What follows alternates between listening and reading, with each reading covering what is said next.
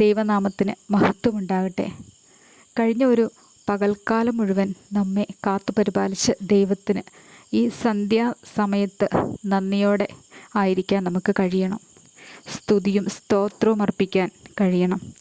ദൈവസന്നിധിയിൽ ദൈവം നൽകിയ നല്ല ദാനങ്ങളെ ഓർത്ത് നന്ദിയോടെയായി തീർന്ന് സന്തോഷപരിപൂർണതയോടുകൂടി ജീവിക്കാൻ നമുക്ക് കഴിയണം. എങ്കിലും മനസ്സിൻ്റെ ഭാരങ്ങൾ ദൈവസന്നിധിയിലേക്ക് നമുക്ക് സമർപ്പിക്കാം. ഇന്ന് നമ്മെ വേദനിപ്പിച്ച ചില വിഷയങ്ങളുണ്ട്. നമ്മളെ കരയിപ്പിച്ച ചില ആളുകളുണ്ട്. തക്കതായ കാരണങ്ങളൊന്നുമില്ലാതെ തന്നെ ഒരുപാട് കുത്തി നോവിച്ചുകൊണ്ട് നമ്മെ മാനസികമായി തകർത്തവരുണ്ട്.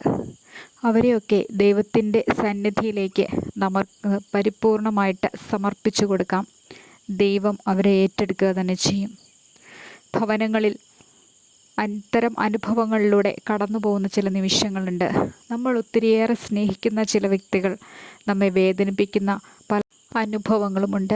അത്തരം അനുഭവങ്ങളുടെ മധ്യത്തിൽ ദൈവവുമായി അടുത്തു വരുവാൻ നമുക്ക് കഴിയണം. ഓരോ നിമിഷവും നമ്മുടെ വേദനകളെ ദൈവത്തോട് അറിയിക്കുവാൻ നമുക്ക് കഴിയണം. ഒത്തിരിയേറെ സങ്കടപ്പെട്ട് ദൈവസന്നിധിയിൽ കരയുന്ന സമയങ്ങളിൽ ദൈവം നമുക്ക് വചനം നൽകി നമ്മളെ ആശ്വസിപ്പിക്കും. ദൈവത്തോട് പറയാനായിട്ട് നമ്മൾ സമയം മാറ്റിവെക്കുക. ഓരോ ദിവസവും വചനം വായിക്കാൻ സമയം കണ്ടെത്തുക. നമ്മുടെ സങ്കടങ്ങളെ ദൈവസന്നിധിയിൽ എഴുതി അവതരിപ്പിക്കുക. ദൈവം നമുക്ക് തക്കതായ പ്രതിഫലം തന്നിരിക്കും. ഒരു വ്യക്തി നമ്മെ വേദനിപ്പിച്ചുവെങ്കിൽ ആ വ്യക്തിയെ സന്നിധിയിൽ സമർപ്പിച്ചുകൊണ്ട് പ്രാർത്ഥിക്കണം. സന്നിധിയിൽ സമർപ്പിച്ചുകൊണ്ട് കരയണം. ആ വ്യക്തിയുടെ മനസ്സിനൊരു മാറ്റം വരണം. നമ്മെ കുറ്റപ്പെടുത്തിയതുപോലെ ഇനി ഒരു വ്യക്തികളെയും കുറ്റപ്പെടുത്തരുത്.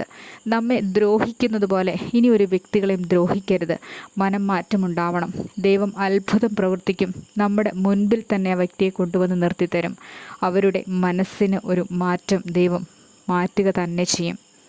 എത്രയോ അനുഭവങ്ങളിലൂടെ നമ്മൾ ഓരോ ദിവസവും കടന്നു പോകുന്നു. എത്രയോ സാഹചര്യങ്ങൾ നമ്മളെ അതീവ സമ്മർദ്ദത്തിലാക്കാറുണ്ട്. നമ്മുടെ ഭവനത്തിനുള്ളിൽ തന്നെ ജീവിക്കാൻ പറ്റാത്ത ചില സാഹചര്യങ്ങൾ നമുക്കുണ്ടാകാറില്ലേ? ചിലപ്പോൾ മാതാപിതാക്കളിൽ നിന്ന്, ചിലപ്പോൾ മക്കളിൽ നിന്ന്, ചിലപ്പോൾ കൂടെ ഉള്ള ഭാര്യയിൽ നിന്നോ ഭർത്താവിൽ നിന്നോ ഒക്കെ സങ്കടങ്ങൾ, കൂട്ടുകാരിൽ നിന്ന് സങ്കടങ്ങൾ അനുഭവിക്കാറില്ലേ? ദൈവത്തോട് പ്രാർത്ഥിക്കാം. ദൈവം സകലത്തിനും മതിയാകുന്നൊരു ദൈവമാണ്. നമ്മെ കരുതുവാൻ ഇത്രയേറെ മതിയായ ഒരു സ്നേഹിതൻ വേറെയില്ല. സ്നേഹിക്കുവാൻ, നമ്മെ മനസ്സിലാക്കുവാൻ അറിയുന്ന ദൈവത്തോട് നമ്മുടെ സങ്കടങ്ങളെ അറിയിക്കാം. ഓരോ ദിവസവും ദൈവസന്നിധിയിലായിരിക്കാം. നമുക്ക് നൽകുന്ന നന്മകൾക്കും സന്തോഷങ്ങൾക്കും അനുഗ്രഹങ്ങൾക്കുമൊക്കെ നന്ദി പറഞ്ഞുകൊണ്ട് നമുക്ക് ജീവിക്കാം. എല്ലാം കരങ്ങളിൽ നൽകുന്ന ദൈവത്തെ ആരാധിച്ച് മഹത്വപ്പെടുത്തിക്കൊണ്ട് അന്ത്യം വരെയും ജീവിക്കാൻ കഴിയണം. ആമേൻ.